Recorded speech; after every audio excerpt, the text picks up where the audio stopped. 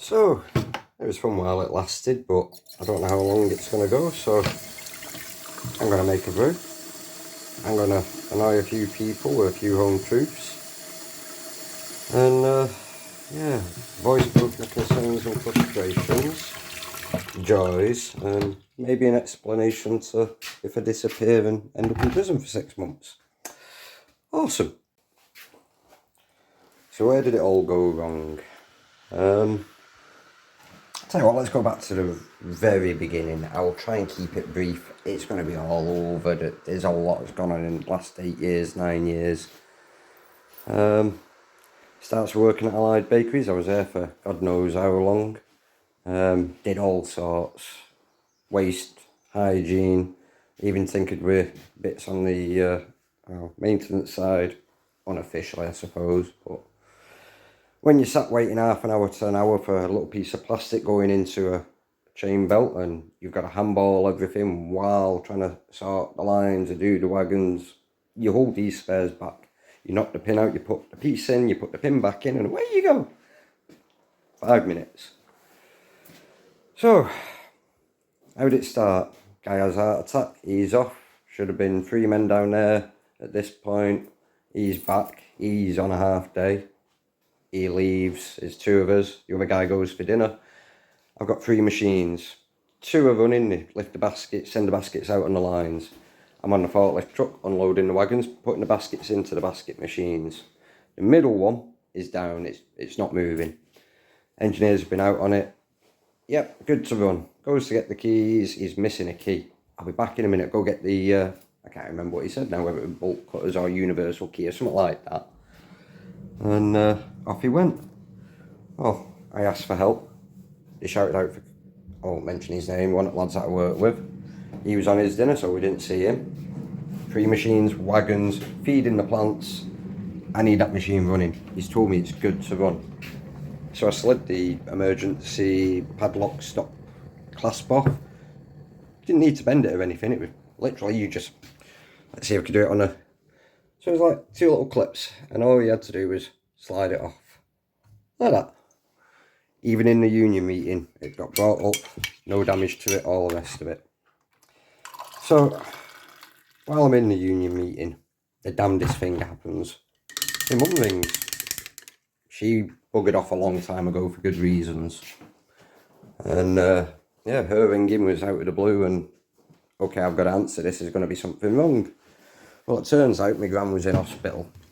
And, lo and behold, she's on death's door. So I'm like, fucking hell, she's been hit by a car, you know. No, she's had cancer. Had it for a long time, knew about it. Just thought they'd ring me up that last, you know, on death's door. So I called her and entered the meeting. Raced back to pick my daughter up from school because she'd wanted to go and see her. Wanted to talk to her, all the rest of it. Rang. She's already dead. I was livid. So it goes to Ireland. Now, I don't particularly drink. I like to at least be of a sound mind to a degree. So I have a smoke. Anyway, we get over there. It all kicks off, family. You go to an Irish funeral, there's always arguments. Especially if you're English, they don't like us. It is what it is. But, so we ended up in a bed and breakfast, literally after we'd buried my gran.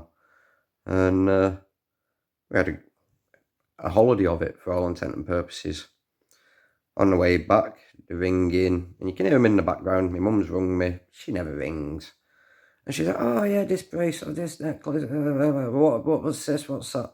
You can hear them in the background asking the questions, you know, my Uncle Adrian, Auntie Elaine and that. And I wasn't playing that game. Sodom, they didn't want to know while we were there. Don't give 2. That was the last time I actually saw my mum. My mum and my daughter had a hug and off we went. But, yeah, that was what, 9 years ago. So yeah, we get back and that's pretty much the end of the story with my mum up until about 2 months ago. Anyway, gets back, phone as always, broken, goes into the job centre, explains to him I've lost my job, need to sign on. I need to go away and do it online. I show him my phone, like physically I cannot touch buttons.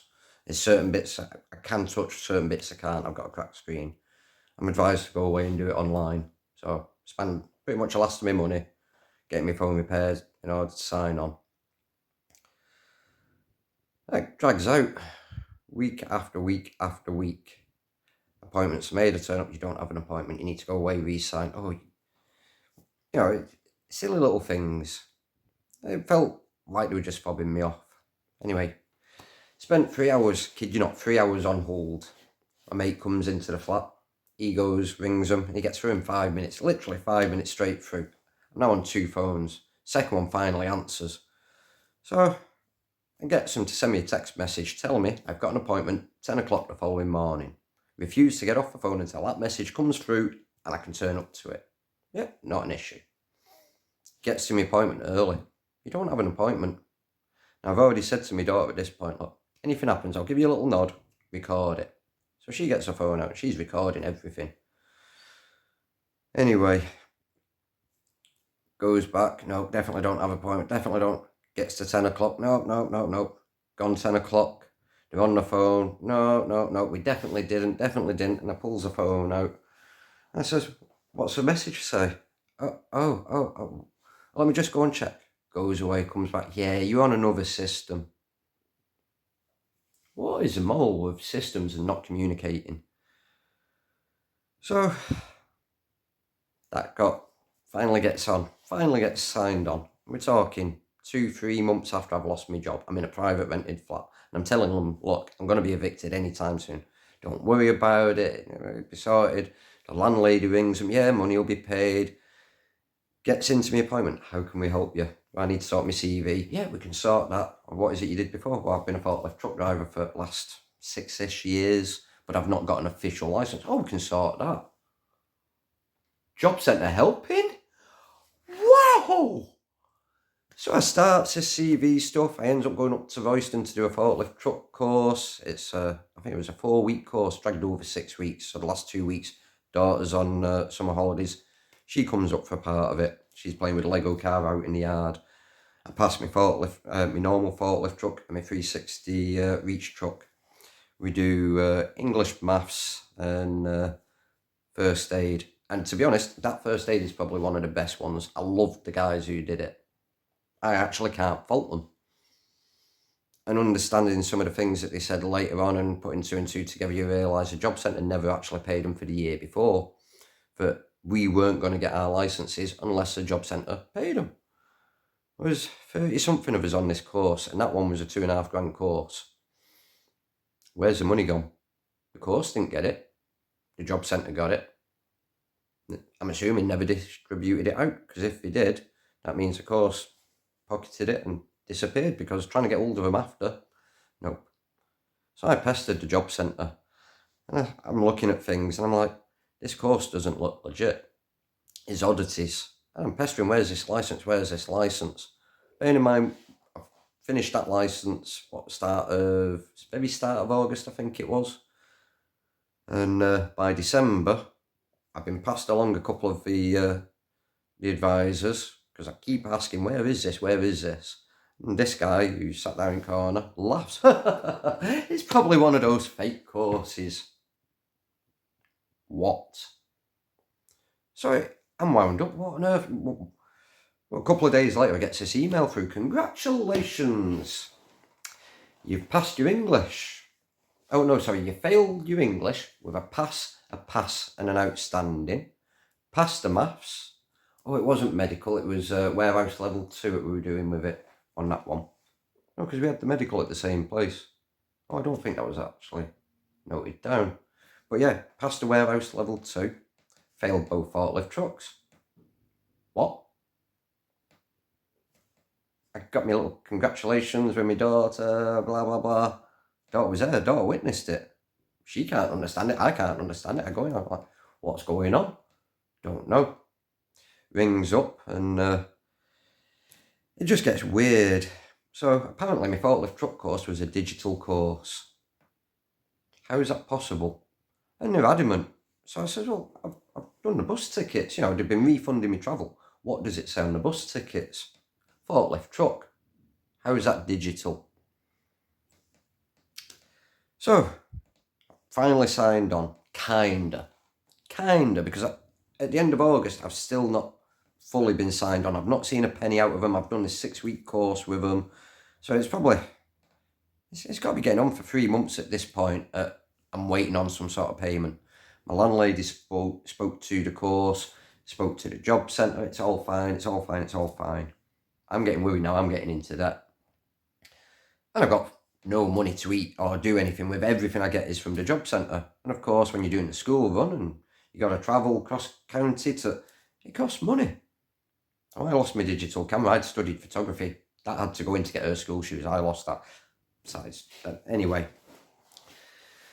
So, ends up, I rings the council because none of my council tax, they've not signed me on. What's the crack? Well, I need a Secretary of State letter.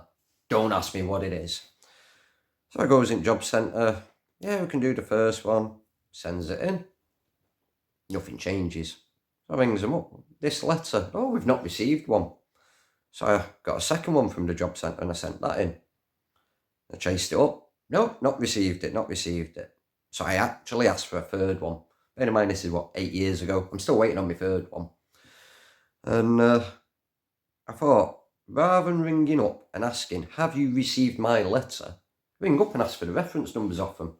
So I rung up, I says, yeah, I've sent 2 letters in, 2 Secretary of State, blah, blah, blah. I'm just after the reference numbers off them. Oh, yeah, we can do that. Are you serious? You haven't received the letters, but you can give me the reference numbers. So I get a letter through then from the bailiffs. Excuse me. They've attended the property. No one was in. I'm ringing up. Yeah, I've not paid council tax. I'm signed on. So I rings up the council tax, all the rest of it. Don't worry about it. Ignore the letter. It says in it, I can't move, sell, all the rest of it. Well, I've got no money. I need money. I have to sell something. Now, I probably should have done. But I'm not going selling my stuff because they can't get their systems to communicate. Government systems just... So I'm doing the universal credit. I'm chasing all this up. I'm going online. And I think it was a February. So it's only a month or 2 after I'd been told about it and I'd got my email through, confirming I'd failed. That there's a poster up on the job centre board. And I'm walking out from one of the appointments and that looks familiar. Everything about the poster was just, it rung out, I've seen that before. So I'm reading it, forklift truck course. It wasn't the original one, it was another one. And I won't give either of the names because I hope to go to court. Well, I'm going to end up at court at this point, but I hope to go to court and voice my concerns. It's fraud on there. I'll come to that. So they said on the second one, bearing in mind the second one is actually run by the brother of the first one, and the story behind that was they hate each other. But when you get to the second one, he's giving him the business. You give your brother you hate a business. Okay. Now online, it shows it's been, I think it was it 8 years, 12 years, something daft, a fair amount of time. We got in there in the classroom and I recognise that guy. And I'm saying, yeah, I'd been on this job centre course and it doesn't appear legit. And he's like, were you up at the other one? I says, yeah. He says, was your daughter the one with the Lego car? I says, yeah. I've met him before. So I'm on the phone to the job centre and I'm like, have you done your sales? What's the crack with it? Because I'm looking at this, it doesn't seem legit. So he says, if it doesn't seem legit, come off it and find a legitimate one. So I goes in the second day and I goes around photographing everything. All the instructors passed on the same day. This 12-year-old business, it's got pretty much spotless floor. A dozen marks over the entire grey floor. The racking, brand spanking new. All the containers and that's on it. Not a mark on them. So everyone who's been to that must have been an absolute professional. Not a tight turn, not a bump, not a bang. Okay, I'm looking. And I'm looking on all different gas, electric, tax, you name it. Well, it definitely wasn't Auto Pep, and it definitely wasn't NCP car parking, but they were both marked down as being there. That business did not apparently exist. So I told them, right, it's not legitimate. Right, come off it, find a legitimate one. I went to JJ training. Bearing in mind, the first course was £2.5 grand, and the second one was 2,000. I think it was 200. No, total was £2.5 grand just shy, because the first one was 1,500, the second one was 1,250. So, what, 2,750 total that they've spent on me on 2 fake courses. They should have done their background checks on. They haven't. Or if you have, money's gone walkies. So I goes and I explains to him, I do my research, pass, I get a job. Awesome. Bear in mind, at this point, I am homeless and I'm sofa surfing. I get a part-time job. Yeah, it wasn't. It was part-time for the days, but it was full-time in terms of 8-10 hours. It was 30 odd hours. I did that for about 6 weeks while I had the forklift, but under the pretense in my head of when I pass it, I can then do the forklift at that site. So on the Friday, I goes, sits my forklift, gets back with about an hour left of work. There's no point going in for that last hour. It takes about 10-15 minutes to walk down. I'm going to be there half an hour before I pat down, come back. So going on the Monday, I'm in the smoke shed with them all, having a fag, chatting away, goes to walk in the building with them. Management stops me. Oh no, you don't work here anymore. Pardon? Yeah, we thought you'd gone and worked at the place opposite. Why? You did your forklift truck. And? So on hearing that, I crossed over the road, went into that place and got a job there. Awesome. I was there for, it worked out about 9 months. The first time, I didn't get a contract there. It was an alright job, well within walking distance, allowed me to do my bird rehab, plenty of time, all the rest of it. I quite enjoyed it. I just hated the frog manager. Yes, we called him Toady. And he looked like a toad. That's the best way to describe him. But he was one of those, always up in the office, knew nothing what was going on the shop floor and come out and mouth off at people. And got to a point where there's a fair few of us who were getting really annoyed at him. And one guy walks in off his brew, he's over on the logger, and as he's passing the baling machine, Mr. Toady comes out of the office. Why is that not? I've just come off brew. Don't care, I keep blah, blah, blah, blah, blah. So Albie gets annoyed at that. He's upset. He's just been moaned at for something that's nothing to do with him.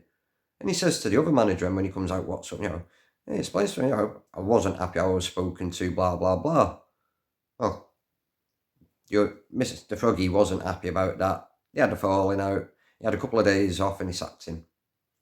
Yeah, 6 of one, half a dozen of the other, I suppose. Anyway, not long after that, people are throwing little foam balls around. I'm up at the top end, and these balls are coming my direction, somewhere at the bottom. And he pulls a meeting in, and he's going off on one, and he wants them to own up. I thought, well, I'm not having him bully them. So I said, oh, me? And he looks at me, and he knows full well it's not me. He's like, well, it needs to stop. That should have been his warning. Come on, you don't pick on the lads. You tell them off when they do something wrong, get it, but you don't bully them. Anyway, I'm on this machine. Your bed probably came from us. Prison beds, we recycle it all, goes into your bedding, into underlay, all the rest of it. That's what we did. So, yeah, the filter keeps getting blocked up. The glue we're using, shocking. I don't know whether it had an issue, whether it was going off. It was rubbish. And from the first thing in the morning, you started having to add extra time to it. Bearing in mind, I think it was about 20, what was it, 120? Was it 128 seconds, something like that. It used to steam it with this glue in. And it hardens. Comes out on rollers, you pick it up with your clamps, turn it, drop it on the machine and makes you underlay. When it gets to this one and it starts to roll out and it collapses, and we've been adding time. Can't really add much more time to it. The filters need changing. Maintenance been told God knows how many times. It's finally fallen apart. So he comes out of the office. You should have added more time to that. We did. We should have added more time to that. We did. Lots of extra time. We should have added more time to it.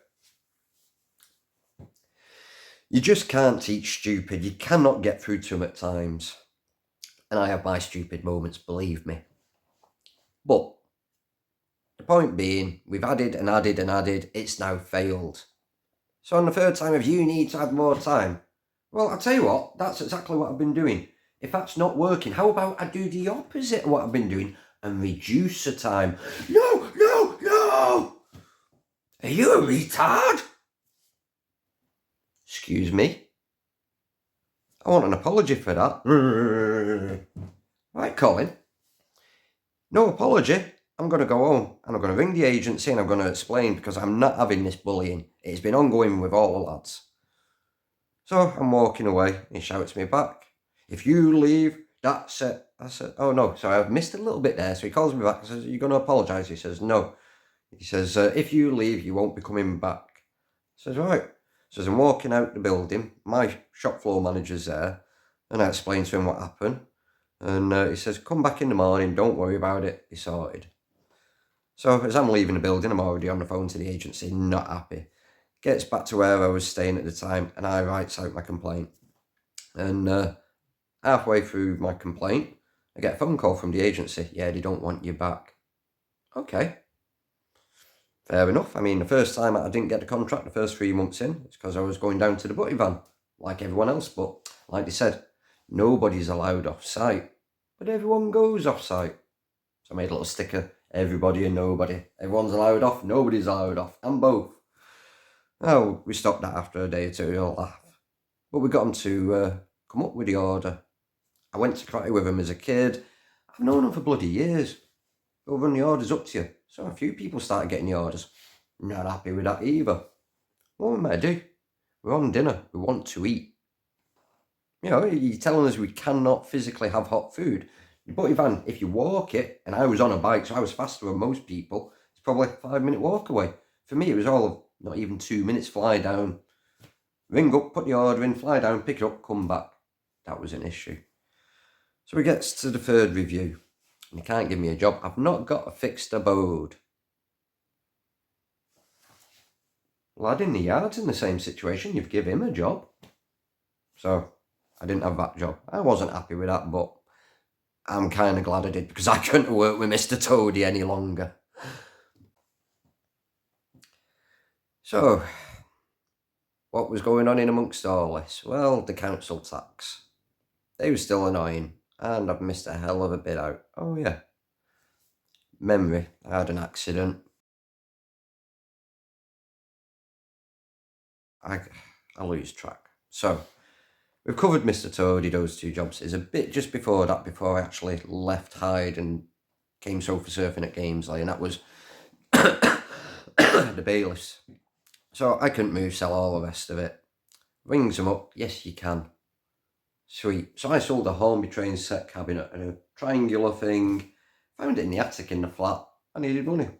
I knew someone who wanted it, 60 quid. So I took my daughter for her birthday into Manchester, took her into Build-A-Bear, got her something to eat, got back. I think I'd had a pasty. I think like 3 days. That was the first day I'd had a pasty. And, you know, when you start with the jitters and you're low on energy and you start sweating, I got back, sat down, put the TV on, and it was like Sky was twitching, and my first thought was, oh, not this again. So I'm walking down the hallway, like, so you came in the flat, you went up the stairs, and straight in front of you, you had the living room. But that hallway from the living room and in between the stairs and the living room went down, you had 1 bedroom on the right, carry on, kitchen, bathroom, and on the left-hand side, you had a bedroom, that was the big one, and daughter's room. As you come out of the first bedroom, you had a little step up. So I'm getting down, and the whole corridor's wavy, and I'm like, what on earth? It's as if I've stood up too quick, and I've gone lightheaded, you know. And so I gets into my daughter's room, and she had a slide in there at this point, and I've kind of propped myself up against the slide, and I'm asking her, what does she want to do? Does she want to have tea, or does she want to go up to the park? And then all I remember is bump, bump, bump, bump, bump down the slide, bust my nose open. And I must have been half conscious because I was aware I was in the room, but I was surrounded by people and they were all laughing at me. And I'm like, what on earth? Anyway, my daughter helps me up, gets out of her room, gets down the hallway, down the step to my bedroom. And as I opened the door, one of the cats jumps on the bed. And all I can remember thinking is, oh, here's another problem. Don't know why it was a problem, but yeah, another problem. And that was the last thing I remember. Turns out, after I opened the door, that I went, that's my safety glasses. Cracked my head off the step. So not only have I face planted down these steps and bust my nose open, I've now cracked my head off the step and I'm out cold. The daughter rings her mum, she's in a panic. While I'm out cold, it's the damnedest thing. If you've ever seen Wasp's, what was the album? Headless Children. You've got the view looking down across all the bad people.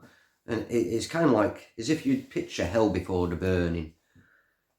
I'm in that scene and I can see the moon and the moon's flickering. And all I'm thinking is, this isn't right. What's going on? What was the last thing I did? And it started coming back to me then. I'm like, oh shit, have I just died? Breathe, breathe. Can you feel your finger? Can you move? And that was it. And I could feel my fingers on my chest. And I kind of came to. Weird that. But yeah, freaked me daughter out. At council tax 4A, I suppose. So anyway, been down, sold that. No sooner I sold that, and we're talking a day, 2 days later, another letter comes. You cannot move, sell or anything. Rings them up. No, that's right. Why? We've not paid council tax. And because you're not signed on, yes I am. Well, records don't show you need Secretary of State letters. Okay, back to that. That's where we ended up with the Secretary of State last time about the job centre. Now everything's intertwined and too easy to get sidetracked. So yeah, lost the flat. They told me I needed to pay a year's council tax rather than I was thinking it was like 6 weeks that I should have been signed on where I wasn't. So I owed them for that. Let's assume 150, 160 quid, something like that. I think I'd actually missed 2 months in the build up to that between going to the funeral and taking my daughter away. So I reckoned I probably owed £400-500. You want £1,200-1,400. And you want me to admit it, I ballsed up and your records are correct. Well, I've just proven your records are wrong. I ain't paying for your cock-ups. Anyway, so lost the flat, got into debt over that. Rang advice helplines before that. Still waiting on a call back from them. But like they said, I'm in a good situation. Don't know how I'm in a good situation. About to be homeless, all the rest of it, but you know. And yeah, finished the call, went played darts with my dad, and that was the first time I ever tried reporting homelessness, and still waiting on the call back. So sofa surfed, had the job, moved to the second job, ended up going to a third job. I chased up the tax and the job centre via the fraud squad in amongst all this. And the first time went great. We used to have a call box at the top of the estate. And my phone was broke, as I say, and so I called them off that. And no, I think my phone worked. I just didn't have the credit, but I rang them anyway. I gave them as much information as I could, and it was all fresh at the time. Yes, yeah, thank you for reporting it, all the rest of it. Well, probably 12 months go by, and I've heard nothing, and I'm getting more letters. And I'm like, let's chase this up. So I rings them up, and I says, yeah, I rang through about 12 months ago, give me details, and I'd like to chase it up. Fraud doesn't happen. I'm sorry, I thought I was ringing the fraud squad. What's your job? And you're telling me fraud doesn't happen. So that year, didn't go anywhere. Chased up a year, 2 years later when he sent another letter out. And I says, yeah, I've rung a few times and they just don't take me seriously. So he's like, you're a nuisance caller. No, I'm not a nuisance caller. I've got 2 freedom of information requests here. Different. They should be the same. So either I'm a time traveller, proof time travel exists, genuine time traveller. Whee! Or maybe those systems that aren't communicating are making a mess of things and are either accidentally committing fraud and pocketing the money or possibly deliberately doing it. So I'm chasing this up, and I find out by security at, bearing in mind I used to own my grand's bakery as a kid, but yeah, nothing will come of it. The Job Centre Plus was his baby, his creation, and he won't have a bad word said against it. So me sending an email and reporting it to the council and all the rest of it, absolute pointlessness. I won't say Labour, but I'm pretty sure it was Labour. Mr. Reynolds, Ashton MP, creator of Universal Credit. And I've never had a reply back from his email. Went nowhere. So, yeah, we're years in, and I've been on the homeless, apparently the housing list for High Peak twice now. The first time, because I was having issues, even the tablet wouldn't sign me on. I had to go into the building itself, get them to sign me in, them to bid for me. As soon as I got a job, that came to an end, and I was relying on a friend to do that, give him the information. We've never seen the information since. That all ended. And we set it up probably 18 months ago when I first moved here. I say moved here. It was my uncle's, step-uncle, my daughter's side of the family. Went to school with his eldest son. Great lad. I'd have a look at his YouTube channel. It used to be SAS Degnan. Is it World Warrior now? It's been a while since I've seen him post anything on YouTube. But you want to check out his stuff. Very much into his fitness, martial arts, weightlifting. Definitely a guy to go and speak to when you want to sort your head out. And I appreciate him in many cases. So yeah, about almost a year ago, just before I went with my foster wanting. I like my foster wanting. I like to get away in tent, assess everything that's gone on, and just clear my mind away from every single issue. There is not a sodding thing in that tent other than the tent itself. It reminds me of everything that's gone on. And the reason I started getting the tents was because I thought they were going to make me homeless, and they did. A bit of hindsight pays off. So, funny story about the tents. Whenever they say, so you've currently got a roof over your head, even though you're not a permitted trespasser, you're currently technically a squatter with no rights. Why am I in that position? Because when the guy died, his son, who'd been here, I think 9 years, he'd been arguing with his dad, so he'd got a girlfriend. You know what? Home truth. Penguin! I have never come across such a vile piece of work. I got to hear both sides of it. I got to hear her lies. I got to hear what she was saying on the other end of the phone. She was not allowed to the funeral. Yes, she was. I sat there and I felt really, you might have felt really bad, but after everything you've said, I'm glad your dad's dead. I wish it was you.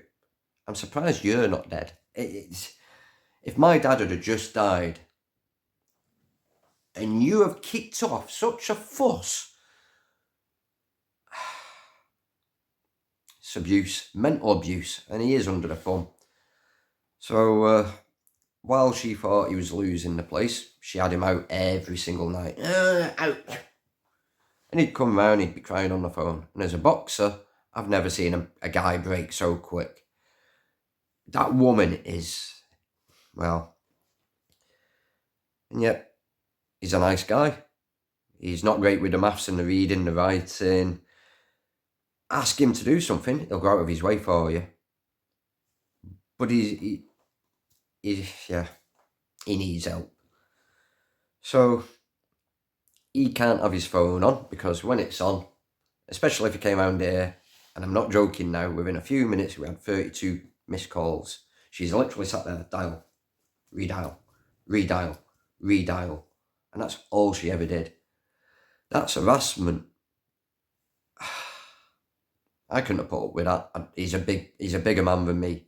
I'd have walked away a long time ago. If I was sat ringing a girlfriend, redial, redial, redial, I'd have been a stalker. I'd have been weird. I'd have been lost in the head. Well, yeah, no, yeah. Okay, yeah, I'll let have that one.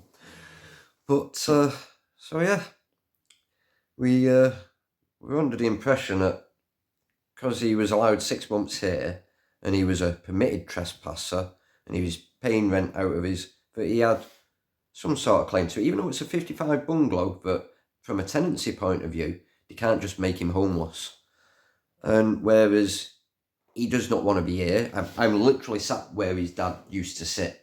So when he walks through the door, it's like, it's not my dad. I wouldn't want to do that. I don't want to. Hey, wait out there. No one wants to be here, let's face it. But when you ask for help, what did he offer you? Well, let's see what's on offer.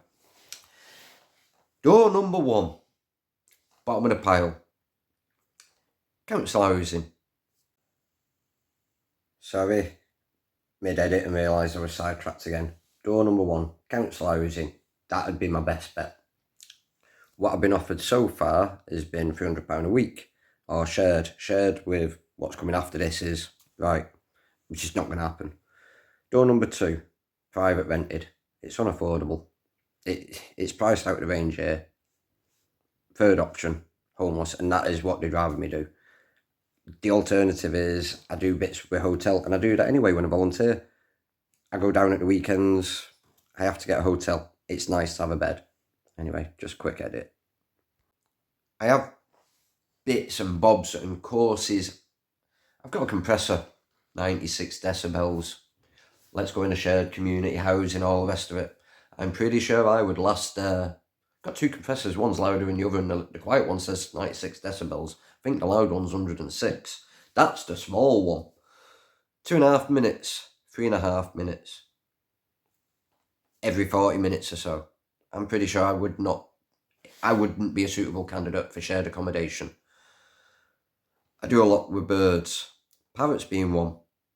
Ideally, if I'm rehabbing a bird, I need to be able to, have it there. Especially if it's a baby and I'm parenting, it's every 20 minutes, night and day. When I've taken time off work to do stuff like that, I have appreciated work because they've let me do it. They've let me do the courses, which leads us on to Learn Direct. When I first started it, I wanted to be in a stable job, get the qualifications so I knew what I was dealing with. And I knew what I was doing was correct. It was ethical. It was following procedures. I wasn't going to have someone report me and go, oh, he's murdering birds, he's doing this, he's doing... Document a lot of it. When it comes in, what condition it's in, what species is it? Is there any treatment that I've administered? Why I've administered it? What weight is a bird? What's it eating? It all takes time. All that realistically should be documented. But in many cases, you can't. You make the notes at the end of the day. This is roughly what it ate. This is the starting weight, the end weight. I couldn't keep 24-hour watch on it because, I've got to sleep at certain times, but this is the overall view of it. I had a book there with all my notes. We had, 21, 22 birds that came in the first year between me and my daughter. And when we totaled up at the end, and the book, I'm assuming, has been bin, same with the first lot of coursework, we had a 66% up and away. I was amazed. We actually did well that year. It was it was an ego boost for my daughter who suffers anxiety and that. It was awesome. But like the auntie said, "Ew, birds! You shouldn't be doing that. Vile." My favourite one about the parrot my daughter got. Oh, it's cute. I.e., what the is that? And I get it. And it was being polite and that. But when she turns around and says to you, you should be doing this. That's not your house. No, you're right. I'm a sofa surfer. I've got to play by their rules. And I asked for rules, got it signed off for, these are the rules. 1 bird. If it's an injury, and it's a call out, I don't get a say on that. And we only ever had one call out bird, one parrot. And the call out bird flew away, left one parrot. And I get what she was getting at. In the morning, a couple of shouts out, especially at the women. The women used to come in, and she gets it. She did not like women. When they turn around and I'd get annoyed as well. Funny part of that, one of the women says, "Oh, Teflon poisonous. I might have to get some Teflon bits for the cooking or stop the spillages." After I turned around and said it's toxic, bear in mind. And then she goes on to say, "Well, it'd be a shame if the window was left open and she was to escape." Well, I got a camera then and I put it up. I've still got the footage now. I've thousands, tens of thousands of photographs, screenshots of all this with the council, my universal credit. Well, think about that. When I went to Glossop, vanished. They can't delete it though, but it vanished. So anyway, back to Windows door. So I come in from work and I refuse to go and see her that first half hour, because if you go and see the parrot that first half hour, you expect it all the time. And if you don't, for whatever reason, squawk, squawk, squawk. It's part of the training. You cannot have, as soon as you see something, patience is a virtue. 8 years, I'm hoping it's a virtue. So, that gets this notification on the thing. I might even have been watching her at the time, just seeing what she was up to while I was up having a brew. But I watch this woman walk in. No one there. Opens a window. Back to the door, wide open, and disappears off. Dumb bitch, I'm watching it. Walks straight downstairs, shuts the door, shuts the window. Now the fun part about that is, she's been at that window when it's open. She wouldn't go out. She's a good girl. The door, used to have it open. If I was out, she'd be interested, but she didn't want to go out. So the idea of let's just open the window and oh dear, accidents happen. Got caught on camera. I love cameras. Hey, I'm on camera. Hey, see myself. Me, I'm an ammonite. Oh, you fool, Paul. I try to make people giggle. I have a sad sense of humour. But this is dragging out. And I'm sorry for dragging this out, but things have got to be said because the council tax never went away. And like a sidetracked again, god damn. So, 12 months ago, uncle died. Some thought he was getting tenancy, 6 months permitted trespass, whatever. Where he ballsed up was he didn't take the death certificate in. He crashed, having his dad in his arms when he died, on the phone for 45 minutes, where's the ambulance? It killed him. Inside, that really did kill him. And the first thing he did was turn to beer. And I mean heavy beer. I've got pictures somewhere, mountain. We built the pyramid of the cans that he'd done over the week. No joke. And the TV was on loud every night and he was partying. Bear in mind, I'm getting up for work every morning. Well, minus the first week where even I was devastated. So, between work and coursework, I thought it'd be fun to wake me up. And when someone wakes you up, like, my first thought was somebody's just come in the house. And I fucking got up and went to punch him in the house. I should have punched him. Realistically, I should have actually hit him for that. You don't wake people up when they're going to work in a couple of hours' time and you're partying. Literally, arm's reach from them. Retard. Sorry, that was me. Sorry, Mr. Toad, I'm the retard. No, it was just pissed up boys being boys and bad timing, all the rest of it. I get it. I wasn't happy about it. I was pissed off. I packed everything I had here, put it in the buggy, it goes on the back of the bike, and I went and took it to her mates.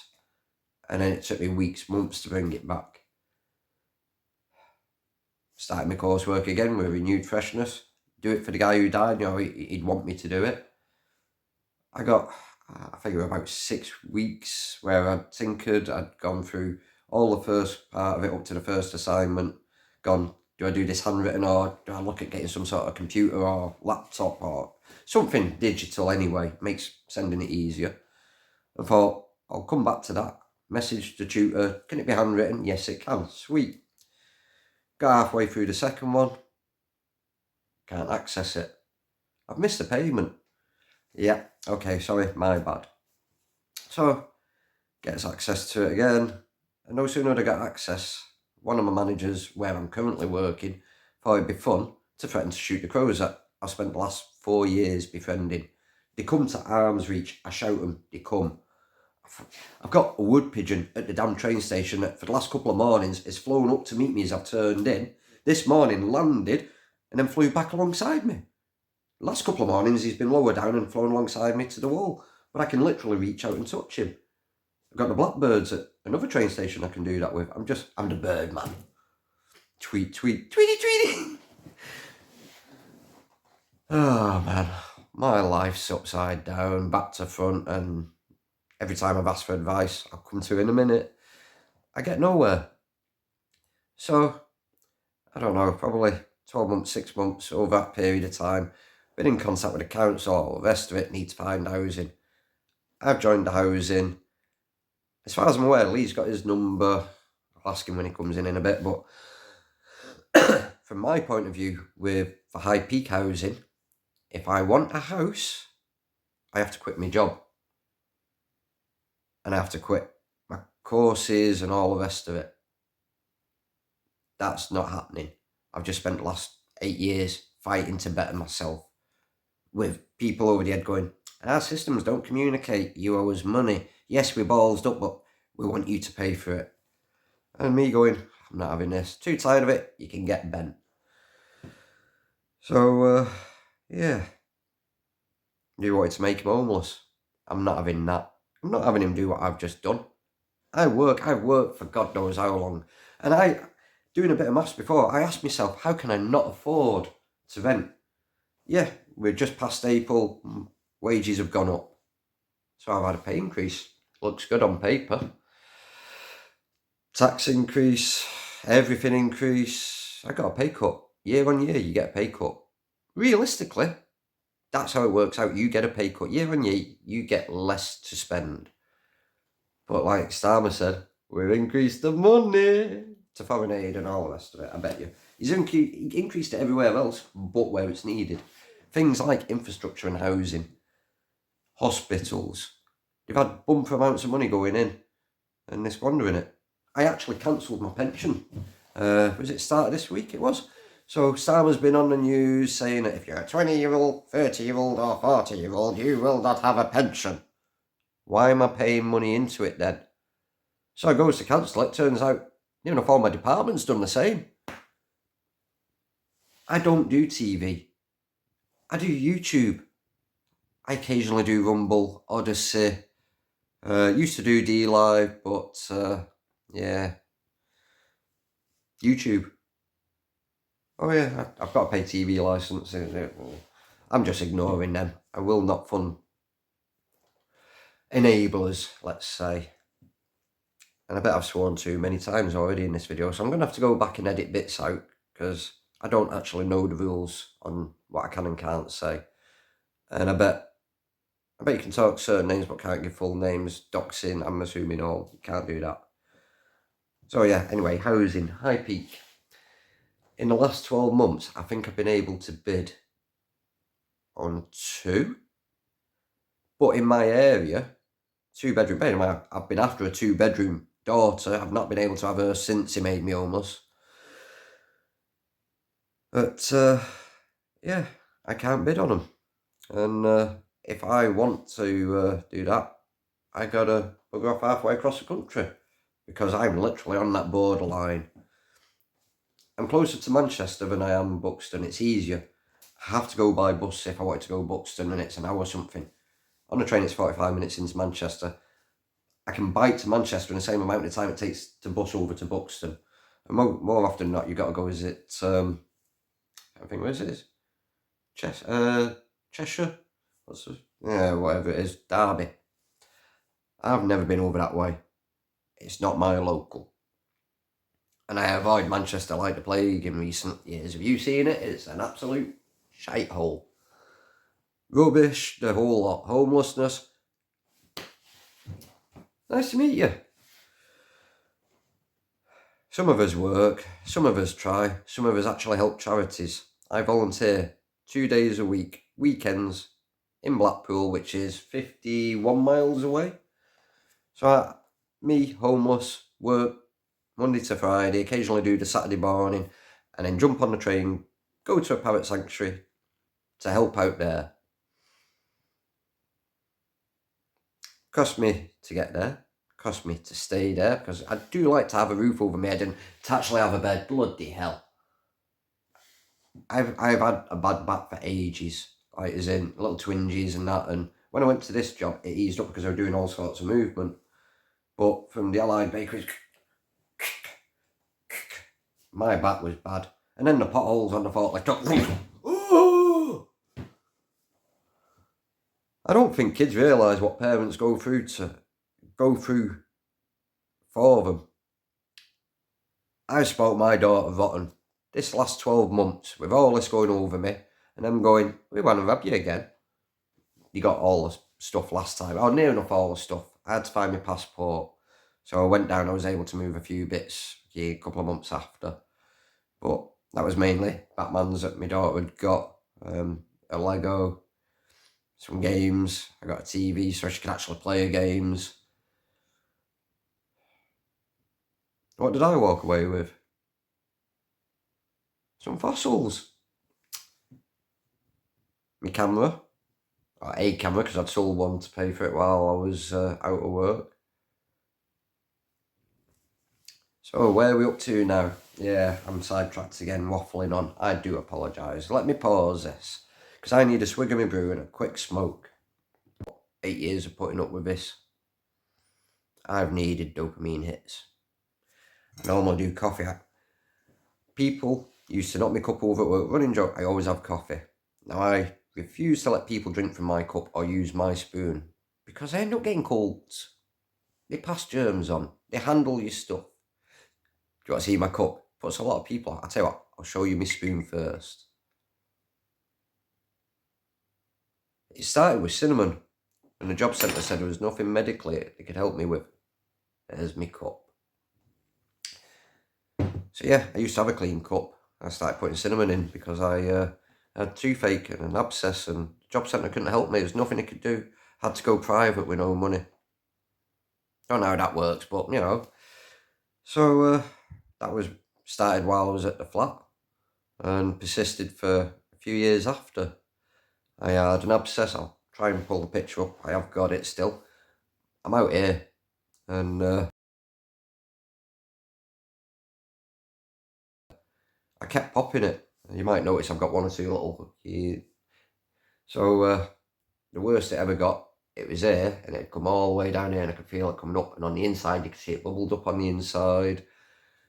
I kept popping and draining, and when I went to the doctors, they said I needed to go to the dentist. I'd have it pulled. I'd go to the dentist. They'd say, got an infection in that. You got to go to doctors, get some antibiotics. Go to doctors. You go, yeah, there's the antibiotics. Yeah, there's nothing more we can do. You need to go to the dentist and get it pulled. Round and round and round and round and round. So I was on the emergency line to 111, and I explained, I think it was the 12th or 13th time I was on at that point. At number 10, it had gone from there to underneath here. But it's literally on the gland now, and I don't know what to do because I don't want to start sticking stuff in my neck. Really? You've been doing that? We'll get you seen to. We'll get it pulled straight away. Not had the issue since. But the damage to the teeth was already done. And yeah, I don't get toothache. I'm pretty sure all these are dead. I broke that about 6 months ago on a bar of chocolate. I've had no pain, nothing. I've snapped teeth, I get no pain. They are dead. The whole point of using the cinnamon on that first broken tooth was to kill the pain. I don't know whether it killed all my teeth or whether the abscess coming all the way around there has killed them all off, but I face facts that it costs too much to sort, especially when you're on the dole and you're on private and your daughter's on private. She'll be 16 this year and will no longer be eligible for NHS. It might be 18 now, I can't remember. But yeah, she had to go private because there is no NHS. Welcome to Britain. And she needs to go and get bits done, and I've rung and I believe she's booked in. I don't know how much that's going to cost me, but you know they're going to go, you earn a lot of money, why are you not in a house? Because you're going to pay for stuff like this. Some of us have kids. Some of us try to be a little bit responsible. I kid you not, when I had the parrot there, I didn't smoke anywhere near as much. I'd got to the point where I was like, do I quit, do I quit? I was still fighting this, I still had to have my little time. I'll have a smoke here and there. Used to actually come round here. Yeah, when I had problems, I'd come and speak to Dave, and he had his wacky moments, but he had his common sense moments. And I miss him in many ways. He'd probably be telling me, tell them to go and fuck themselves. Go in and smear shit across the walls. Fuck 'em, what have he ever done for you? Landed me in a load of trouble. Couldn't communicate amongst themselves. Which comes back to here. I am finally getting to, I am sorry about this. I need to vent. And I know you're not going to watch this, but... So, yeah. 6 months ago, his tenancy came to an end. They sent out letters saying, that was March, I've got one for October, knocking around with my coursework. But basically saying we had to leave the property willingly because we were no longer allowed to be here. And I'm not having that. And he did the same. I'm not having him, as in me, be made homeless, because both of us going homeless out of one property. It makes more sense to house two people under one roof. But the argument is, when they've said to me before, oh, what hobbies do you have? I go camping, this and that. And what would you do if you are homeless? Well, I'd have to go and pitch my tent somewhere. You're sheltered. Don't need to worry about you. I actually know a guy who normally sits there, comes and nicks the dimps and all the rest of it. Who, well, he spent, was it 7 years under a little archway in front of a church? You know, the little doorway archway. And people used to come out and, okay, we'll get you sorted. We'll send a taxi out. Never to be heard from again. P3, I'm coming to them, funnily enough. So, a little over a year ago, back in the February, he takes me up to P3. They'll sort you. And I had meetings with them. Finished work early, attended these meetings. And at the end of it, she says, well, your best bet's private rented. There's nothing for you. And like I pointed out at that point, 750, 850 is my break point. I could afford that. But once you start putting the bills in and that, and we worked out somewhere between $12.50 a week to $25 a week where I was expecting to maybe have. And it's just not doable, especially when you then start throwing in the daughter. So if we went 750, I think it worked out about 50 quid. If we went 850, yeah, it worked out. It wasn't a lot, and it just wasn't doable. So she was saying about a housing fund. I've never heard anything back from them. And then I spoke to the council, and she offered me a place up by the fire station for £300 a week, bed and breakfast. If I could afford £300 a week for a little tiny room in shared accommodation, I'd have rented a 2-bedroom house a long time ago. I don't get how the brain works. If you can't afford anything above the $850 mark, how are you going to pay $1,200? Because that's effectively your bills included, and you have nothing to save with. Nothing. So once you are there, you are trapped. And then what did he say? We need you to move. I'll guarantee it. For whatever reason, they need you to move. For me, it'd be, you got a compressor, you've got a hobby. You might make money on that, but it's noisy. Can't have that. So, they sent someone out back in February to change the locks. And we argued the toss about it. We're not doing it. We're not moving. So the locksmith rings a woman. She comes out and she tells us she tells me point blank, because he's buggered off again. He does not want to be here. Unless he's in trouble, he's avoided this place like the plague now. And I don't blame him. This is the first night in a long time that no one's come round. Normally I want to do homework. Coursework. Homework? Fucking hell, I sound like a kid.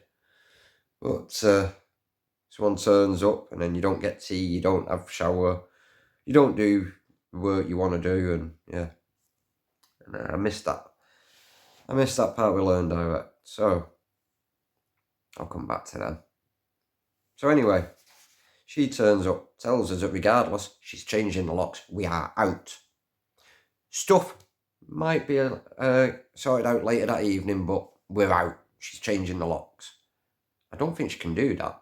I'm pretty sure as a councilwoman or working for the council, she knows better. It's bully tactics. It didn't work at work any of the times. It's not going to work with some poncy woman turning up going, "You need to be homeless. So does your mate, because I'm a know-it-all." I wish I was a know-it-all. I make mistakes. So I says, right, I'm going to have to shut the door. I'm going for a shower. I'm going to be naked. And I shut the door on her. And I came and sat down right here, got on the phone, rang the solicitor. So I spoke to Citizens Advice, who passed me over to Derby Law. And I rang them. And they're sending a letter out for me and for my mate. Be here in a day or two. That was back in February. So about 2 weeks goes by and I rings them up and I says, "Still not received the letters. Sort it, send it out." Still heard nothing. I've had the councilwoman speak to me again. Sorry, I had to take a call who hung up as I answered it. So, but yeah, so she power charge. I'm going to have to pause and charge. The very long and short of it is, I goes and I sees her. She offers me the £300 place. It's not doable. They come, they threaten to change the locks. I speak to them. They don't send letters out. I spoke to Citizens Advice again the other day because they've now said that it's going to court. I'm actually glad I'm going to court. I want my day in court. I want to be able to display all this, the Freedom of Information request, the paperwork, all the little signs from the courses I've apparently done. They didn't do. That's not what I was doing. I can prove pretty much everything I have said between screenshots, recordings, my daughter recording. "We did not send that. What's this say?" "You did send that." It'd just be nice to be taken seriously occasionally. So, I watched a thing about homelessness and putting in a homeless thing, and I thought I will just double check that P3 has done this, and it turns out shelter's part of them and all the rest of it. So I sent the shelter email an address. The email address, I think a contact to reach out saying, what was it? "Hi, I am homeless and I am in need of suitable housing." And they contacted me back. I'll post a screenshot to the reply, but the long and short of it was they spoke to me back in January. This is February, the letter, and she spoke to him since then and requested that I get put on the list. And that I've refused suitable housing. I don't get out £300 suitable housing, but I've refused a suitable housing, and therefore I'm not on the list. Or I'm assuming I'm not on the list because they're not dealing with me. Well, when I last had my meeting with them, I was told I'd be best going private. I didn't know it. They'd offered me somewhere. Oh, unless we're talking other side of the country, I think that got mentioned, but that was one of those, yeah, that's not feasible either. So even she knew it wasn't suitable, so I don't get out. It's got to be the £300 one. It's the only one I can think of. So I've followed it up with an email, 2 or 3 emails, basically asking, well, when, and this is my contact details, and it's news to me. And in the last one, which was about 12 hours ago, I requested confirmation that I was actually on the homeless register.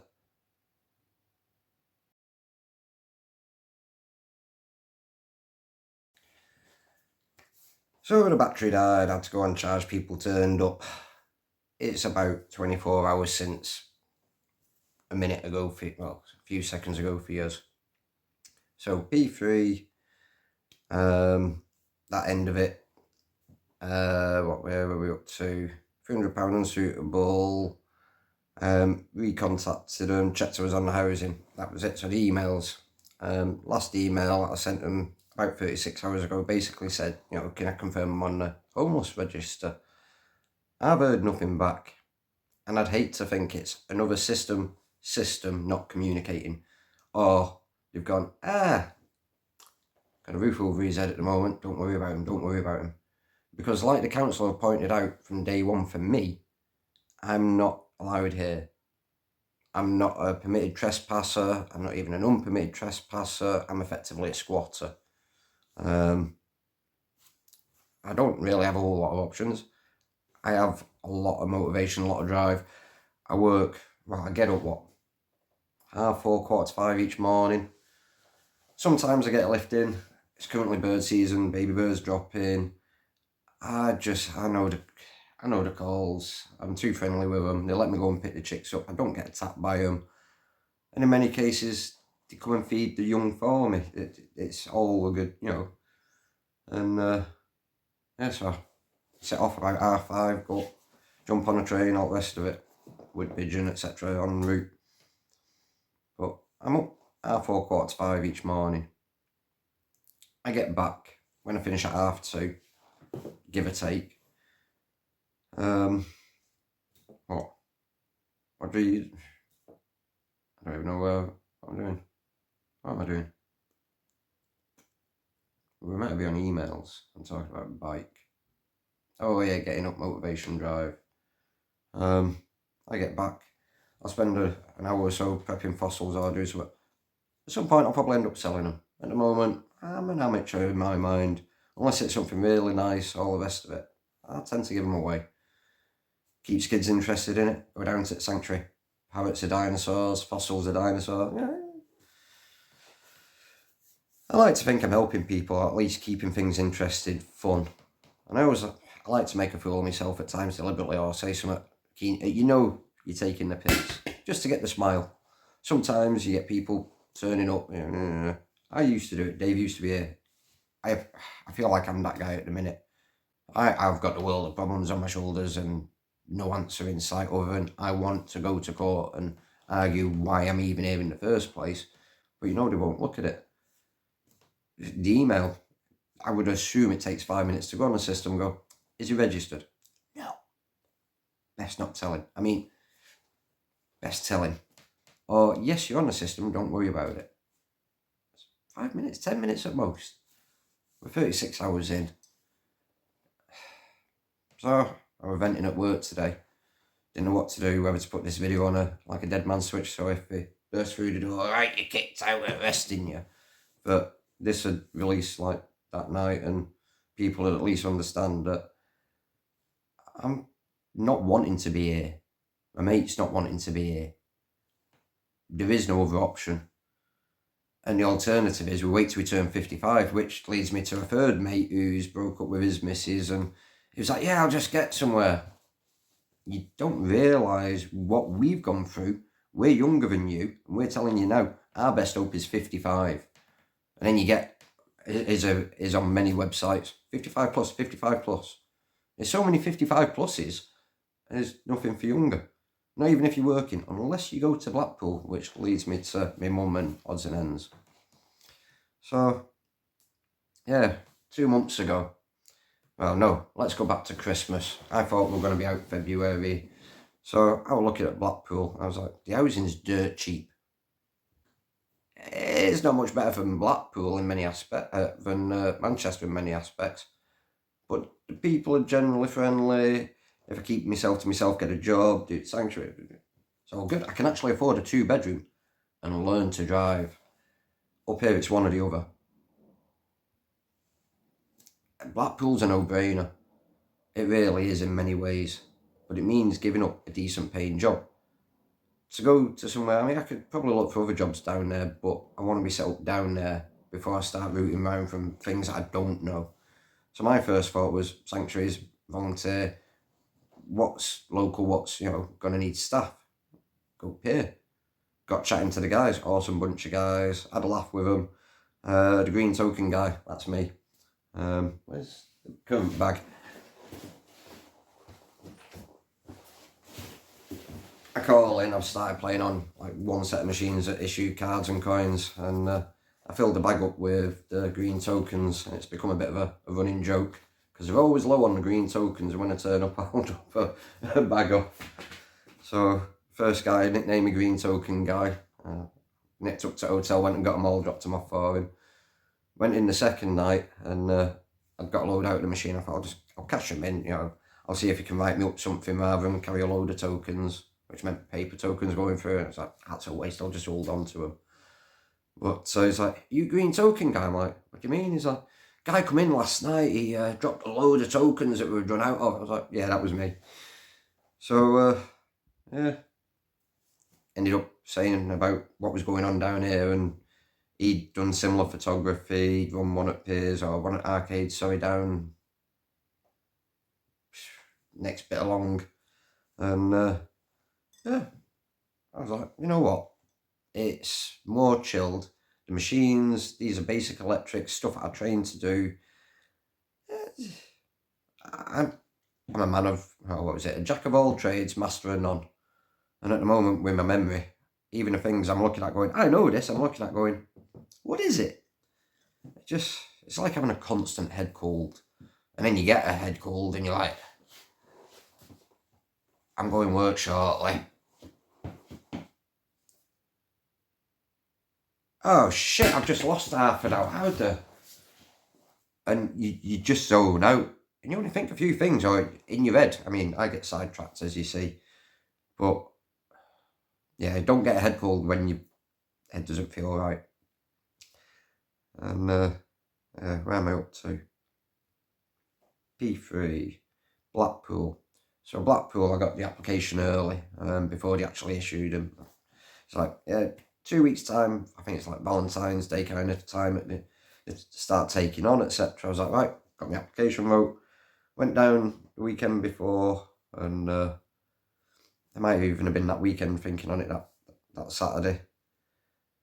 And for some reason, I got in the hotel room, dropped everything off, had a shower, and I was like, I need to lie down. I just felt off.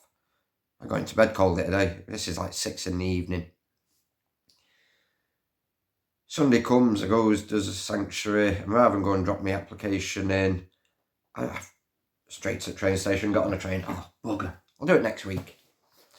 So, I mean, it's literally start the season, the applications are just going in, it's still early. So, gets back. This is Sunday night, I get back, drop my bike off, get changed, ready for work following morning. Crash literally here, my bed, my seat. Yeah, really living a dream. Dead guy spot, living a dream, eh? You'd have thought that. So yeah, goes there, gets back, gets ready, goes into work. And it's not actually a bad day. It's an odd day, but it's not a bad day. I gets back, I'm only back maybe half an hour. Gets a call from work, from the office. Oh dear, something's broken. I only ever get a call normally off my manager when something's broken, and my manager's not there now, so yeah, okay, what's broken? So I answers it, it's like, yeah, we've got a woman here, whatever the name is, I don't recognise that name. Well, she's here on behalf of another woman. I recognise that woman. Yeah, your mum's been taken to hospital, she's in serious condition, blah, blah, blah, need to speak to her. Right, okay. So, gets all of the hospital and that, and she was meant to go to, well, basically, she was sat watching TV with a woman that she cared for. It's amazing, I got sidetracked again. I've only just realised probably 20 minutes, half hour after I filmed that bit, I was just checking through. So basically, mum sat with a woman who's, 10 years older, 12 years older than her. My mum's caring for her, chatting away, watching TV, and she says something to my mum, and looks around and she's, so obviously ambulance, etc. They picks her up, takes her up to one hospital. By the time to get to one hospital, she's already in a coma. Takes her to another hospital. Anyway, that was on the Saturday night, tea time. I wasn't there, I didn't get called until work Monday. But yeah, we haven't seen her, had contact, and yeah, can't change history. And as much as she did things that a lot of people, myself included, do not like, I have a serious grief with liars and thieves now. And unless you are, for example, thieving, you nick something because you want it, you're a thief. Plain and simple. Why? You nick something because you need it. You're starving. You go and nick a loaf. As a copper, if I was going out, oh yeah, you gotta go and nick that guy. I go and speak to him. I can see you're starving. You need that loaf. Right, I'm going paying for it.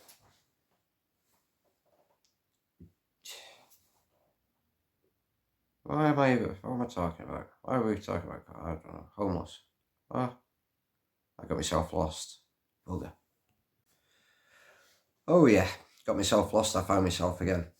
So she gets taken to the second hospital. That's on a Saturday night. We get called on the Monday. We go up and see her. And we're told she's had a stroke and she's in a bad way. So we goes up, we sees her, they explain it. They're going to pull tubes and whatnot and see how she is, because at the moment, nothing. And the entire time we're there, looking at the monitors, nothing changes. It's constant, same, everything. Head, heart. Even when a foot and an arm reached out kind of thing, nothing changed. So motor response, it's not the brain control, it wasn't a response to her hearing us. And I thought, okay, maybe, just maybe, because she was a bugger for getting herself into stuff and out of stuff. This is one of those moments where the family's actually going to come together for her and she'll change her ways. So before we went, I rolled in her hand. I says, I'll see you in a bit and that. And I'm watching her, nothing. Stone cold, nothing. As I'm walking away with my brother, I says, she's away with the fairies. It happens, but you regret what you can't change and vice versa, and should have spent more time.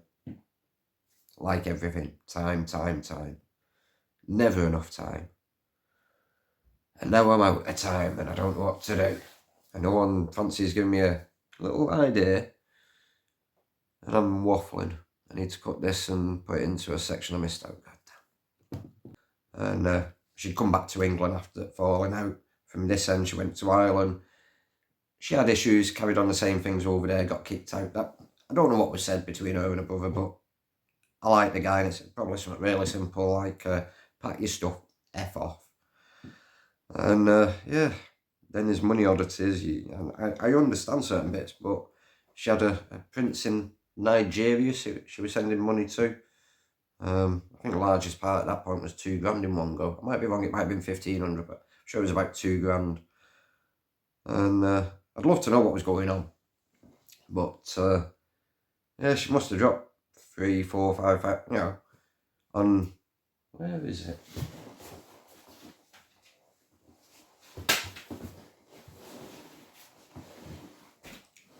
One of these things. So yeah, we chased this up, wanted to know where it was, spoke to the post office. Apparently, well, I say we. My dad wanted nothing to do with her. My brother didn't want anything to do with her. So I was like, right, I still have feelings. It's still my mum after all. We'll get buried. So we starts going through paperwork, and the first thing of real interest that she had, post office, life insurance. No way. She was smart. That's probably the only thing she was really smart about doing. And she surprised me with that. Well, I'm not surprised, I suppose. If you've got no one and you think I'm going to just have a paupers, why not have yourself buried?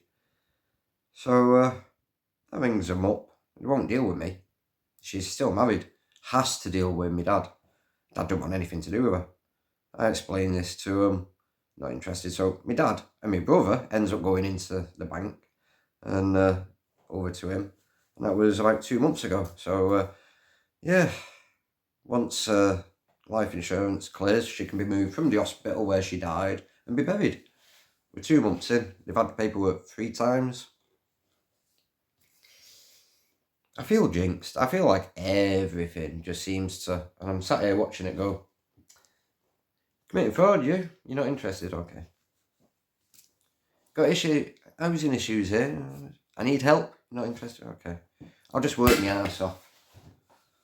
Monday to Friday, Saturday to Sunday, and I was actually considering, currently, I had this crazy idea where I could do the Monday to Friday, my day job, put half-day holiday in, out of my holidays, on the Friday, finish at 10:30, be in Blackpool for about 12:30, 1 o'clock, gives me an hour to get on to shift, do a Friday, Saturday night on the pier, learn it.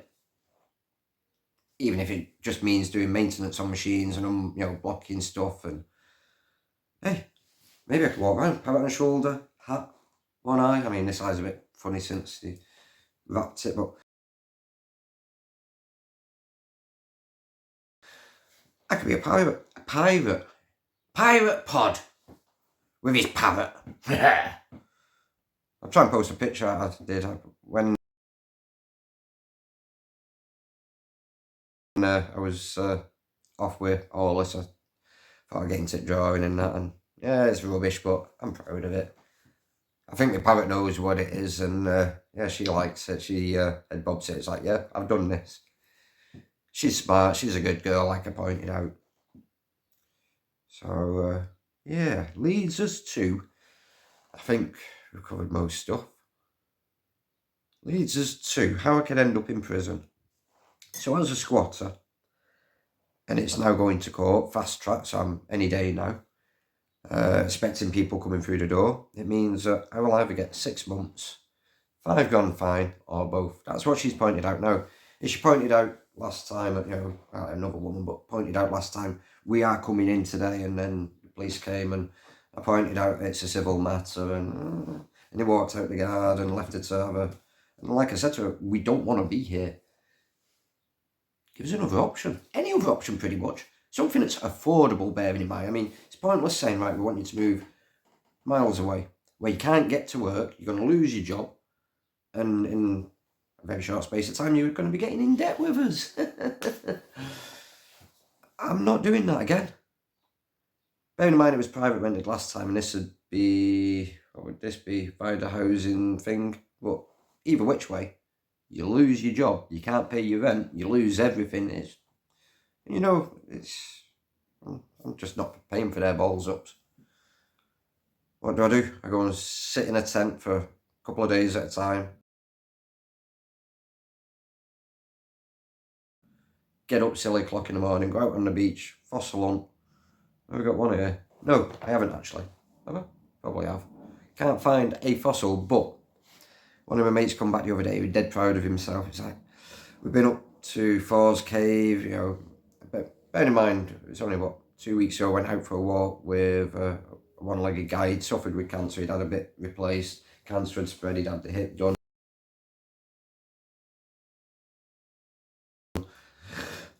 In the end, he said, just take the leg. So, picture this, there's a group of, a dozen of us, 5-mile walk round there's many places uneven terrain.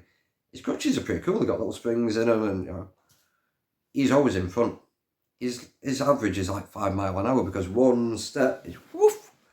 Whereas for us it's, I was like, no way. So he was waiting on us.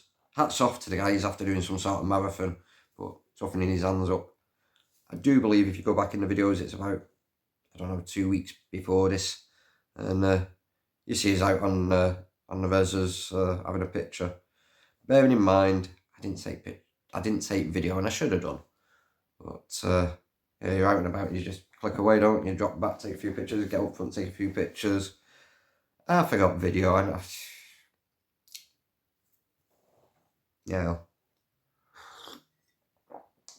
Still need to sort some more videos out for the Parrot Sanctuary. There's never enough hours in the day. And then when you do get older, someone, you never get anywhere, which, yeah, brings us back to something. What was, did the P3? Oh yeah, court. So, let's assume I do 6 months in prison. All my courses are out the window. I'll be going to prison because he made me homeless through their fraud in the first place. I'm not paying them to commit fraud. I'm not paying them for the systems not to Because it's one or the other. Either the systems are that messed up and it looks ridiculous and money's just being lost. And the first thing you've got to think is, it's got to be fraud. Especially when they're not doing the, what was it, SARs, safe, SORs? Not safe operating. Basically a background check on a company to check it's doable for the courses that you send into them from the job centre. I had to dig into this years ago to find out what they should have done. Well, basically, they do a background check. Have you got a history, this, that and the other thing? Good to go. I couldn't find a history. And the history I did find looked really dodgy. So if I could find that in the space of 10-15 minutes of digging, how's a job centre who's having, I mean, in our first one was what, 32, 36 people, something like that. And that was £1,500 the first one. So 45, 50 grand they probably made there. Apparently lost, because if I wasn't signed on, and I'd love to have had contacts for the other lads, but if I wasn't signed on and put on these courses, how many of us were actually in that situation? Because council tax wasn't being paid.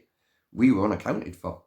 We're told, well, you've missed a section, so we want the full year. How? You won't even sign us on. And then when you do sign us on and you're arguing, well, this is what's happened, I've got the evidence to prove all this, you go, yeah, so weather today's really good, yeah, British weather. Chin up. So, yeah, I want to go to court. I want my day there. I'm actually relieved it's coming, but I am scared that they're just going to go, we're not interested in why, we're just interested in how it looks. And right now you're in a place you shouldn't be.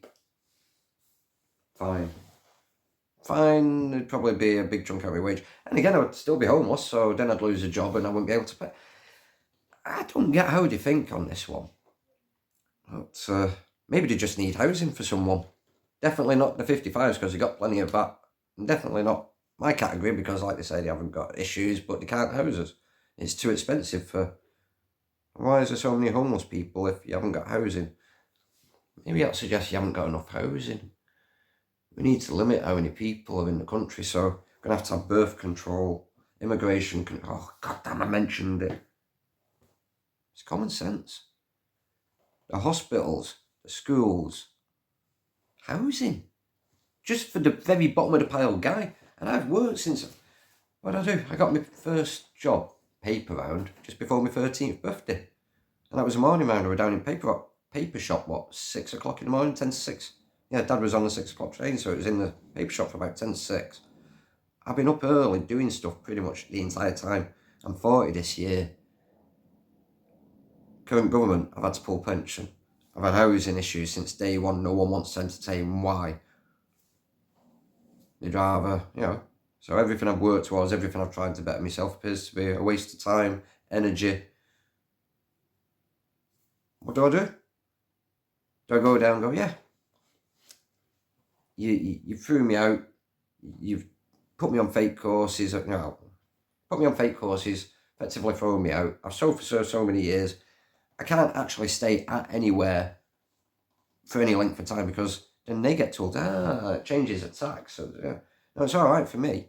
I don't mind paying the extra tax. But when most of them have got benefits in one way or the other, changes all that and it messes them up. I want to rent a room somewhere because they've got, say, a little space. Not tiny thing, right? They're happy because they need that extra money. Benefit family. You're going to want the extra money, whether it's well spent or not. But, point being, if I want to move there, surely I should pay tax, me personally, to the government. I am here at an address. You are currently taking part of my tax and you're giving it to them. Now, rather than me give them more money, I give it to you, who are paying them. So you know exactly how much is blah, blah, blah, all accounted for. Well, none of that ever happens. They're not interested. You're not homeless because, like now, I've got a roof. But, let's say they come through the door now and I end up being straight out. I'd have to grab me camping stuff, which are, well practiced now. And I'd probably have to go somewhere local for the time. So, nearest field's right next to Malandra Castle, and I'd have to pitch a tent. Well, you get complaints. Oh, he's a homeless guy. Can't be having them around here. Got to go to the cities. Got to go and pester them. Get cracked up. It's a small world. one of the lads I work with, turns out his brother killed someone, a homeless lad. I believe we're all homeless at this point, issues, etc. Again, Benny. Where is it with? Well, yeah. So I don't like the idea of homeless. I'd rather be in a tent, but if I'm in a tent, I'm sheltered. Catch 22. It's a mess on the homeless front. It's a mess on the coursework front, which I'm now getting to learn direct. I may put a little video in here, which is about a week ago, me having a rant and whatnot, but I'll pause it now. Bing. Yeah, I'm back. So yeah, video just gone, happened, I had my little, what do I do? I'm back on. I'll do it on the train, going Blackpool, Saturday just gone. Gets on the train, logs in, and I'll post screenshots of this. Payment needed. I got paid the day before, so I had money in my account to pay for the ticket coming here this morning, which was about 30 odd quid. And the money for the course is 30 quid, so if I could pay for a ticket, how could they not take the money out of my bank? What? So I've just missed my whole travel time where I get to sit and do for the weekend. Coming back, it's a little bit harder when, coming out of Blackpool, everyone stood up and I managed to pop my tyre somehow on the train, stood there, but...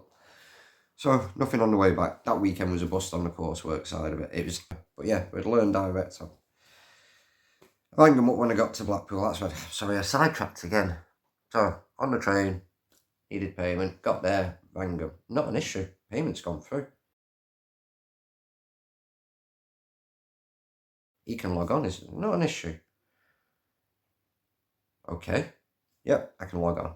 Don't know why there was an issue. I'll screenshot it, as I say, because there's been a few things with emailing. I sent emails to probably 5 or 6 different departments over the last God knows how many months. And when I was able to actually get my waiver together, I sent a copy to every single one of them. And there was only 1 or 2 actually replied back. And yeah, waivers accepted, this and that. And then it started coming up, failed. Some were red failed. Some were black failed. I'm like, okay, is it because I'm sending pictures like, the wave or, odds and ends, or I'm asking certain things like, why have I got no tutor? I've messaged the tutor and it's months now and I'm still hearing nothing, and nothing's going through, absolutely nothing. So I rings them up, and what was the time? I think it was 11:56 or something like that. I was on hold for near enough a quarter of an hour. And I was only chatting to her for 3-4 minutes. Total length for the call, I think, was 18 minutes. But about, 3-4 minutes. First thing I said is, yeah, I've sent emails, I'd like to confirm they've come through. No. I says, oh, it's funny that. I says, because I've sent to quite a lot of your different departments. None of them have gone through, but I can email myself, I can email my friends, I can send pictures, all the rest of it. I'm trying to send yous, and yous aren't receiving them. So it kind of looks like you've blocked me. Can you unblock me? We can't do that. While I'm on the phone, bing, bing.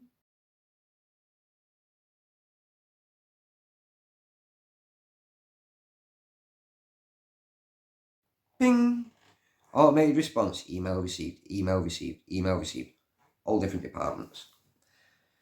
Now, I will not say that they had me blocked, because like she said, she can't do that. But it really does look really odd. Like with the Universal Credit, when they transferred me from Hyde to go and do my forklift truck over in Gloucester. Walks in to Hyde the week before they transferred me, signed on, got all the paperwork signed. Week after, I had to go down Gloucester, give him JJ's details. Gets in there, calls me over here to sign on. I says, no, I did that last week. Well, why are you here then? I says, forklift truck, blah, blah. We don't do that. Can't do it. We do actually have a course. It's a couple of week course and it's over blah, blah, blah. Well, funny enough, we did a little triangle where the first 2 were like, one's going to be either Buxton or blah, blah. Yeah, it's up that direction. Yeah, I bet it's the same company. I'm not going through that either. Fool me once, shame on me. Fool me twice, I'm watching, I'm photographing everything. You ain't getting me a 3rd time. But 8 years constant on edge. And then you can't remember what you did 30 seconds ago, what you're talking about currently. It's, yeah, so, nice meeting everyone. Welcome to Britain. This is land of no home and best part of no hope. So, what do we do? You don't see any more little Pokemon videos or fossil videos. I'm only doing the Pokemon because my daughter likes Pokemon. Pokemon. Oh, I like making her happy. I might not be able to spend a night chilling with her, watching films or having tea with her, or anything like that. But I might be able to post a video and pester her via text. Have a quick look at this. Got a little dead body on the floor in the kitchen. That's where she bashed me. Hands on. Parrot nails. Cleaning. Actually handling birds. And because I'm one of the few guys that is there, a lot of female birds who just don't like females for whatever reason, I can handle them. These troublemakers who are nasty, this, that and the other, I mean, I'm always getting sidetracked, and I go in with my bag of treats. Afro, for example, I wanted her to rummage, I wanted her to be enriched, do stuff that she would have done in the wild. So, not quite the wild, but to get a rummaging.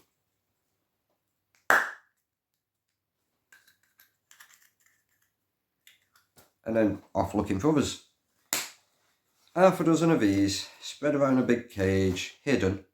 She'll spend an hour or two easy rummaging before she's found them all. And if, you know, you got lots of stuff, it's good fun. Parrots love stuff like that. And, yeah, it's just nice to be able to say, like, my parrot's trained, or my daughter's parrot's trained, and can't have it up there, so my parrot, for all intent and purposes, I spent the time training her. When I die, it'll go back to my daughter because, you know, they live that long and I intend to look after her and it'll outlive me, guaranteed. But when it goes to my daughter eventually, there'll be a lot of things that she says and does that she'll be like, that's me dad, that's me dad. And there's a good chance she might end up passing her on. She's only 5-year-old.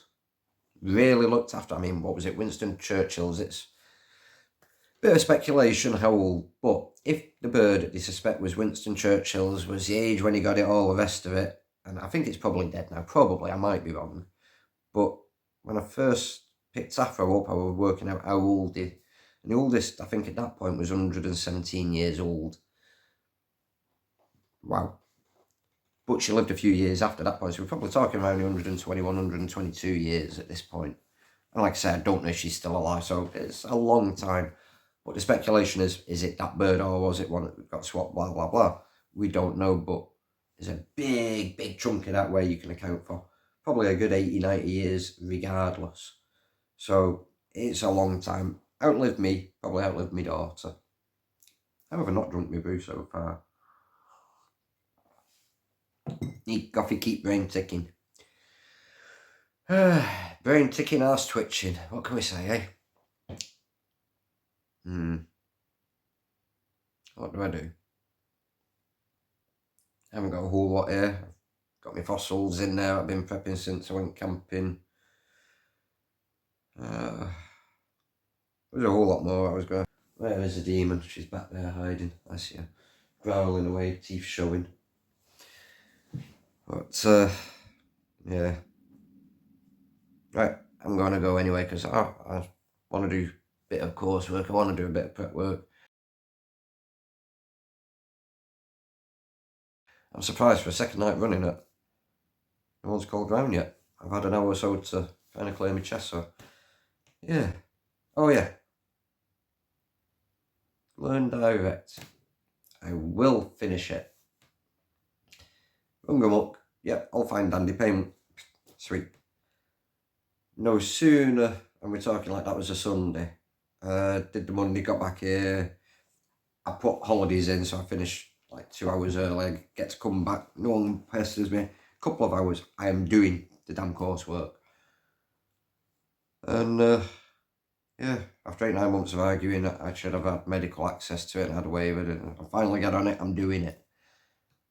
Get back, as I'm leaving on the Tuesday, literally locking up at work, gets a call.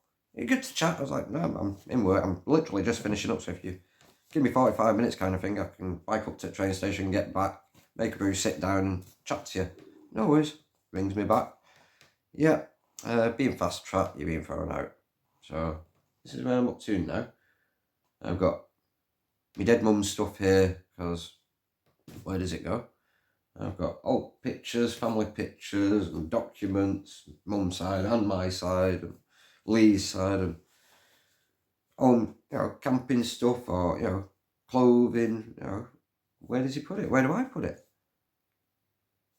Do we just leave it here and get another fine? I'm guessing they like the money side of it. Speculative, How do you pay money if you're not working? How do you actually work if you're not willing to listen to issues and sort them? Ideally day one, but I'm waffling. Oh yeah, before I forget, Learn Direct. Learn Direct, initially account fault. From their end, none of their systems showed me as having a waiver. Same with the finance company. Where did it all go wrong with them? They didn't obviously have systems communicating. Where did it go wrong with Job Centre and courses? They mustn't have had systems communicating between, everything. Because, why have we got so many systems? Why can't we just pick the phone up and go, yeah, such a number, such a person, yeah. Just had a chat with him, he's out on his arse, yeah. We know where he's up to because, I've spoke to other department and, he's in need. Rather than, you've got to do it online and you get nowhere. You spend so much money, take so much tax up every year, pay cut every year, sorry, but up. Got to do the minimum wage. Why have you got to do the minimum wage? Because housing's so expensive. Why is housing so expensive? Well, it was cheaper the year before. Well, yeah, but why is it more expensive this year compared to last? Well, we upped the taxes, we upped the wages, everything's gone up, inflation, we've printed more money. Why don't you just stop it? Just stop it, assess what you have, and save what you have, which is, I suppose, what I should be doing. Well, where do I save it to? Group storage unit. Awesome idea. I like that idea. Brilliant. Genius. I think you might need ID for that. I've got a battered forklift truck card. The picture is... I'll show you the picture of it. My passport is no better and out of date, wherever that is. But that's me. When I had hair back in a ponytail, and then I had hair down here with my hat on for the accident, and I'm here. Right, well, I think I've said enough. I'm going to have a nosy through, try and pull out any edits. I was surprised that I didn't really swear much last time round, and yeah, you never know, I'll probably get myself banned off here for something or other now. I'll go back through this tonight and double check it and make the notes and edits. But I wanted to explain a few things. I wanted, ultimately, daughter to see certain bits, why you do certain things, what you go through, maybe even a court. Actually sit here and, what have I gone through? What have I got? Oh, I've got paperwork coming out me Andersol. But yeah, you're going to be interested. Let's find out. Let's see if I'm still posting videos in, say, a fortnight's time. Till then, cheers.